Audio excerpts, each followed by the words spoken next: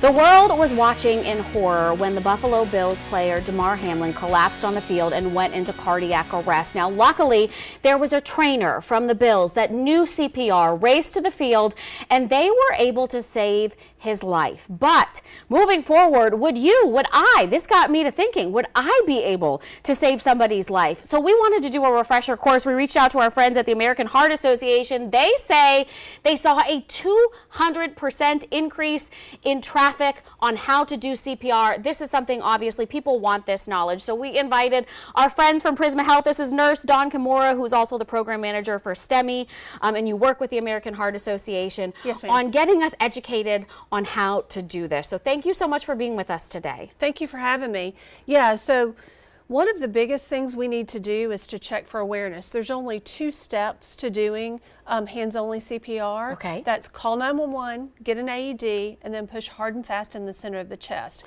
And most people are very surprised at how difficult that can be to do that on an adult, so we're going to demonstrate that today. All right, you go ahead and step up. So the first thing you're going to do, call 911. Is there an AED in the building? Somebody find it. The next step, get your hands on the person. So where are we looking for? All right, Bob, are you okay? He's not responding to me. He's not breathing. I want to look midline. So I want to look for the nipples and draw an imaginary line right to the center. Directly between the nipples on the sternum. Yes, on the sternum. You want to use your dominant hand, interlock your fingers, and you're going to push hard and fast. So you're going to go pretty deep is where you have to go. Sometimes it takes a little bit to get your hands just in the right spot, and you want to push.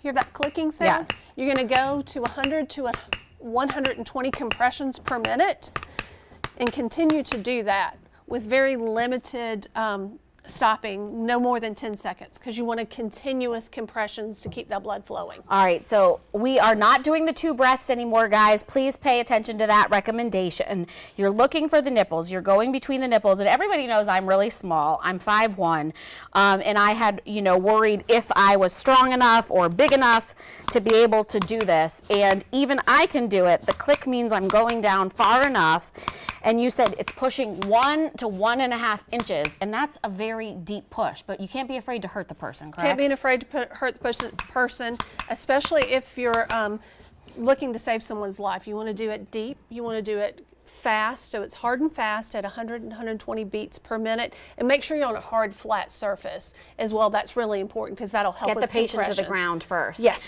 All right, last thing. We used to say staying alive. When I learned from the American Heart Association, they said do it to staying alive, which is staying alive. But you said the kids, they don't know staying alive. They do not. The Bee Gees and disco have truly died with our next generation. All right, so there's a playlist on Spotify. There is a playlist on Spotify. It's called Don't Drop the Beat, and it's got all of the songs on that list are 100 to 120 beats per minute. All right, there you go. The basics of CPR so that in the worst case scenario, you could possibly have the best outcome. Dawn, a nurse at Prisma, thank you for everything you do. Thank you. And you can reach out to Prisma or to the American Heart Association if you would like to find a CPR class near you.